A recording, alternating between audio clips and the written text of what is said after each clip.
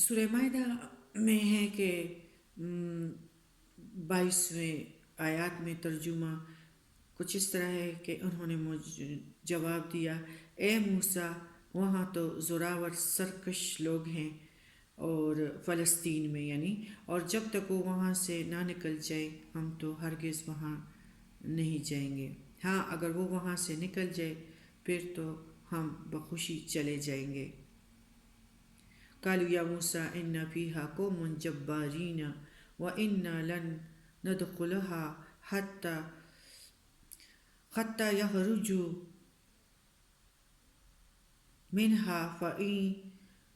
فإن يخرجوا منها فإنا داخلون۔ قال رجلان من الذين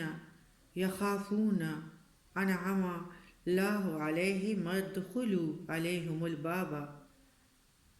اور دو شخصوں نے جو خدا ترس لوگوں میں سے تھے جن پر اللہ کا فضل تھا، کہا کہ تم ان کے پاس دروازے میں تو پہنچ جاؤ،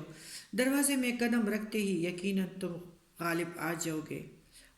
اور تم اگر مومن ہو تو تم اللہ ہی پر بھروسہ رکھو۔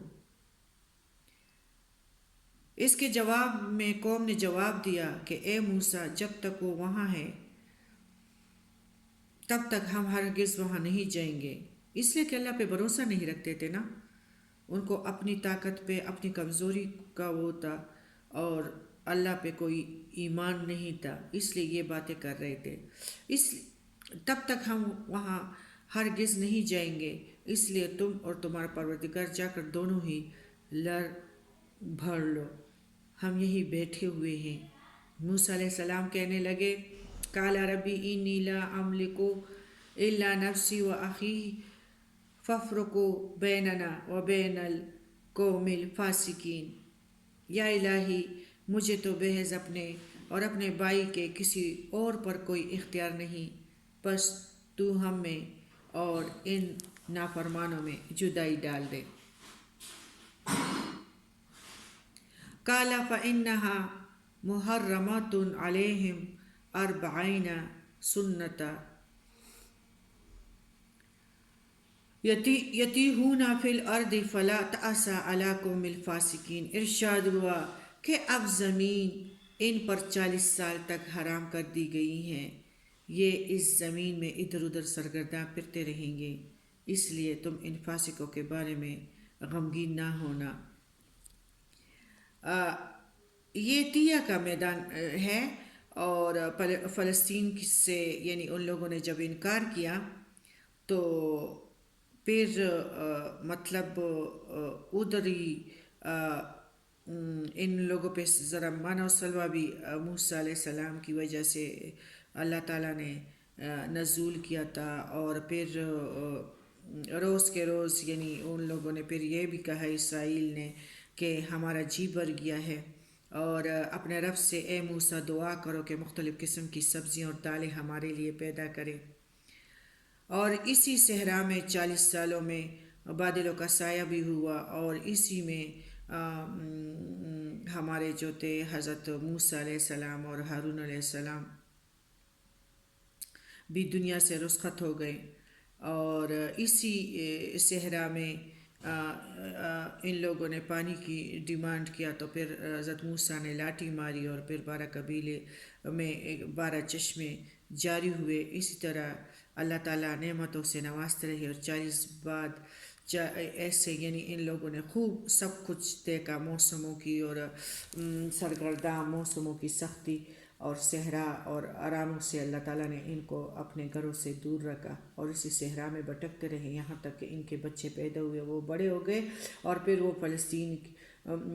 میں داخل ہوئے، اور ان لوگوں نے فلسطین کو، ان کے بچوں، ان کے اولاد نے اس کو فتح کر لیا، اور بیت المقدس کے اندر ان کی اولاد داخل ہوئی۔ آدم پھر اللہ تعالیٰ اس سارے واقعات سے اللہ تعالیٰ وحی کے ذریعے، قرآن کے ذریعے پیارے نبی کو باخبر کرتے ہیں، اور اللہ تعالیٰ ادھر فرماتے ہیں وَاتْلُ عَلَيْهِمْ نَبَأَ ابْنَيْ آدَمَ بِالْحَقِّ إِذْ قُرْبَا قُرْبَانًا، یعنی آدم کے دونوں بیٹوں کا حال بھی انہیں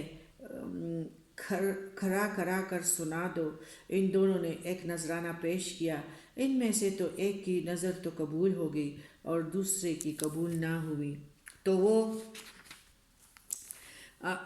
تو وہ کہنے لگا کہ میں تجھے، قابیل نے کہا میں تمہیں مار ڈالوں گا۔ اس نے کہا اللہ تقوی والوں ہی کا عمل قبول کرتا ہے۔ اور پھر حابیل نے کہا گو تو میرے قتل کے لیے دست درازی کرے، لیکن میں تیرے قتل کی طرف ہرگز اپنے ہاتھ نہیں بڑھاؤں گا، میں تو اللہ پروردگار عالم سے خوف کھاتا ہوں۔ حابیل نے کہا میں تو چاہتا ہوں کہ تو میرا گناہ اور اپنا گناہ اپنے سر پر رکھ لے۔ جو کوئی کسی کو قتل کرتا ہے تو اس کا مقتول کے گناہ جو ہے قاتل کے ترازو میں آتے ہیں اور وہ بالکل پاک صاف شہید ہو جاتے۔ تو اس نے کہا میں چاہتا ہوں کہ تو میرا اپنا گناہ اپنے سر پر رکھ لے اور دوزخیوں میں شامل ہو جائے، ظالموں کا یہی بدلہ ہے۔ بس قابیل کے نفس نے اپنے بھائی کے قتل پر آمادہ کر دیا اور اس نے اسے قتل کر ڈالا، جس سے نقصان پانے والوں میں سے ہو گیا۔ قابیل جو تھا نفس حیوان ہے، اور اس حیوان کو ہم قرآن کے ذریعے، سنت کے ذریعے سے اس کو کنٹرول کر سکتے ہیں، لیکن یہ ہمارے لیے گناہوں کو خوب سجا کے پیش کرتا ہے، پھر ہم اس پہ ثابت قدمی اختیار کر لیتے ہیں جس طرح قابیل نے کیا۔ اور اس نے کیوں کہا کہ میں تمہیں قتل نہیں کرتا، مطلب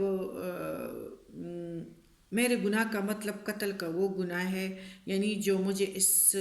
وقت ہوتا تو جب میں تجھے قتل کرتا، جیسے کہ نبی کریم صلی اللہ علیہ وسلم نے فرمایا ہے کہ قاتل اور مقتول دونوں جہنم میں جائیں گے۔ صحابہ کرامہ نے پوچھا قاتل کا جہنم میں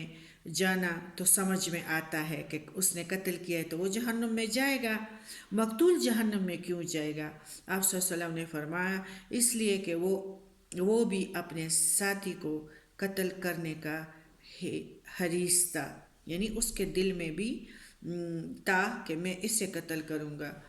اس لیے کہ وہ بھی اپنے ساتھی کو قتل کرنے کا حریص تھا۔ صحیح بخاری حدیث 7083، صحیح مسلم حدیث جلد نمبر 14 حدیث 2888۔ نبی کریم صلی اللہ علیہ وسلم نے فرمایا، صحیح بخاری حدیث 3335، صحیح مسلم حدیث جلد نمبر 27 1677، جو قتل میں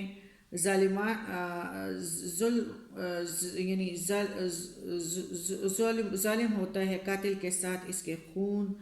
ناحق کا بوجھ آدم کے اس پہلے بیٹے پر بھی ہوتا ہے، قابیل پر۔ یہ پہلا شخص ہے جس نے قتل کا کام شروع کیا۔ قابیل کو قتل ناحق کی سزا دنیا میں فوری طور پر دی گئی تھی۔ نبی کریم صلی اللہ علیہ وآلہ وسلم نے فرمایا ظلم و زیادتی اور قطع رحمی یہ دونوں گناہ اس بات کے